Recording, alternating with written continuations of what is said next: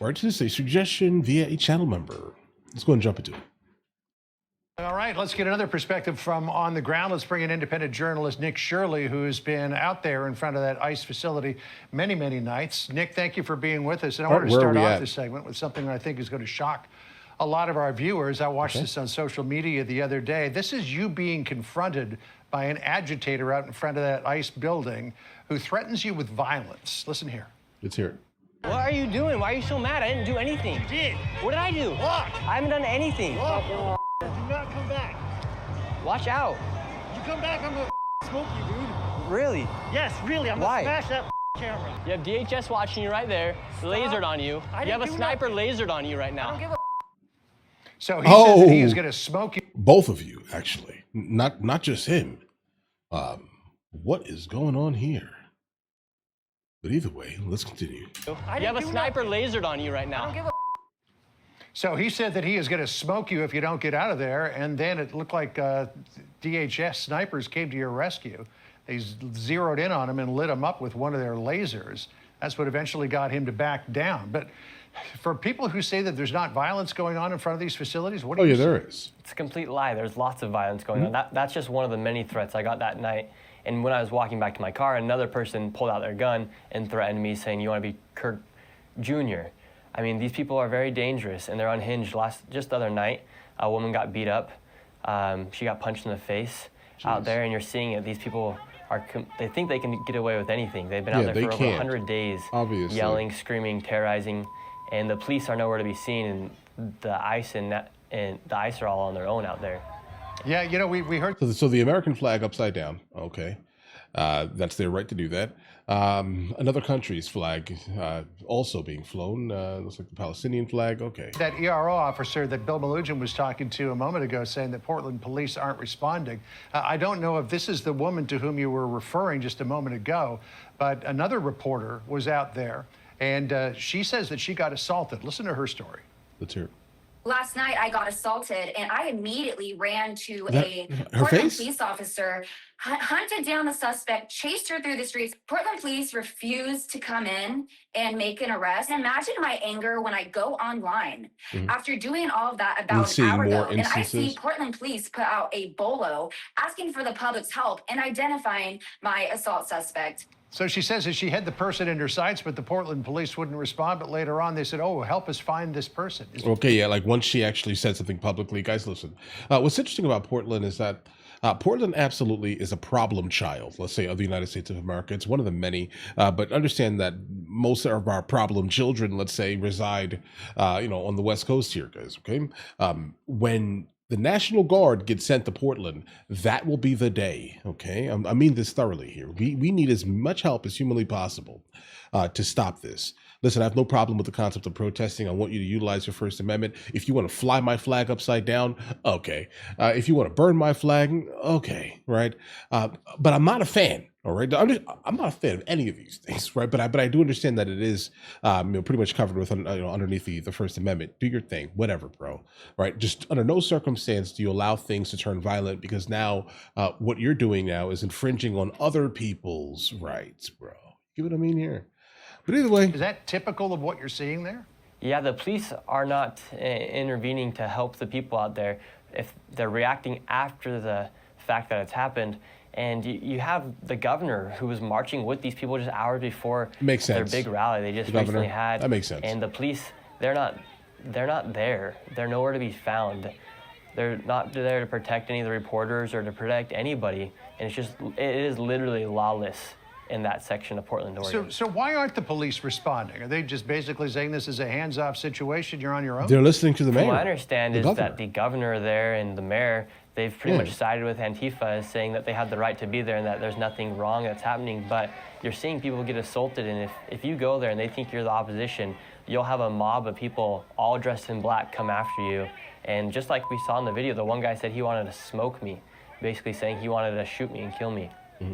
Right. So we've got dueling narratives here. Here's what President Trump wrote on Truth Social on Wednesday. He said, quote, "The governor of Oregon must be living in a dream world. Portland is a never-ending disaster. Many people have been badly hurt and even killed. It's run like a third world country." And then here's what the Oregon governor, Tina Kotek, says. It's going to be some nonsense. Let's hear this nonsense. There is no insurrection. There is no threat to national security. And there is no need for military troops in our major city. Yeah, now I'm starting to understand why there's so much footage popping up of Portland. Like, I was wondering, right? Because initially when the news story broke, I was just like, okay, hold on. Portland is definitely like a troubled type of place for some reason. It's very lawless, in certain parts, obviously. So why would they be pushing so hard against, actually fixing the issue here? Again, guys, listen, talking is one thing. Action is action. Okay. And it definitely looks like there needs to be some type of like actual action here rather than just keep talking about, it's not that bad, bro. What are you talking about? Now, this is why there's so much footage coming out as of late, because now people are going specifically there. Oh, the governor says there's no issue. Don't worry. The independent journalists are going to go out there, actually get the footage of what's happening on the streets, and then we're going to go ahead and watch you. Then we're going to pull up a clip of you saying specifically, we don't need any help. Then do something. Do something. Military service members should be dedicated to real emergencies. They are not needed here. So out of those two narratives, who's right? Yeah, President Trump's right in saying that there is lawlessness there, and she's lying. The governor is. You just see the videos that you're seeing here on the screen. She's completely lying about what's happening. And yeah, maybe there's parts of Portland that are safe, but you have a major issue going on, and you have residents that are living in those apartment buildings right next door that have been pleading for help, and the police are nowhere to be found, and these Antifa members are living there. I don't know how they're making money because they've been out there for over 100 days. And it's just simple. There needs to be some sort of police presence there, but they will not even send the police there.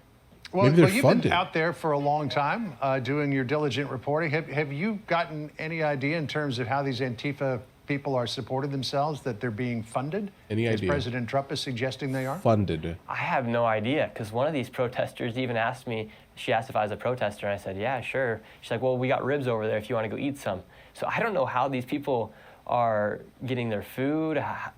There's apparently an apartment that's next door where they have these weird parties where they do all sort of adult activities. It's very strange what's happening. Well, I don't know if there's a need for an investigation or if that's what you'd call it, but somebody needs to take a good look and start interviewing these people. A lot of citizen journalists have figured out who's in control there, and they could launch a full investigation and really get down to the root cause of what's happening just based off of what some journalists have done. Okay, guys. Okay. What's interesting about this is that I've seen a couple of like authors, artists, they will like sell a product, and then a small portion, let's say, of each sale will specifically go to an umbrella or a shell that then funds these type of no kings type of things. So let's just say this here, guys, right? I mean, you could pretty much like, but only difference is I would say that No King specifically has like all their sponsors. They're already listed, right? Like look into some of the heads of the companies. You'll start to immediately realize that these are some gigantic names of some of these people that are funding some of these organizations here, guys, right? There's some big names. And it's absolutely wild that this type of thing like this consistently is happening like in like a good amount of our big cities. So yeah, obviously they're being funded. If they have the ability to basically stay out like this and do all these things here, they're professional activists, guys. That's it. And Portland, most of California, Washington State kind of feel like this to me anyway, right? Like this is just kind of what is allowed to exist. These type of like super left leaning, like not even like normal. Oh, I'm a little lefty. I'm like center left. No, this is off the rails left to the point where they basically depict themselves as fascists by almost by definition here. They'll call other people fascist, but they would allow them to speak, right? Like they would allow their opinions to exist even though they may not agree. For some reason, these are the type of people basically that they seem to consistently want to end the life of someone because they disagree. But okay, that's where we are. Guys, let me know in the comments what you guys think. You guys all have an absolutely amazing day. Enjoy your day thoroughly. If you guys are new here, please like and subscribe. In the meantime, I'll catch you guys later. If there is more to the story, we'll obviously follow it, guys.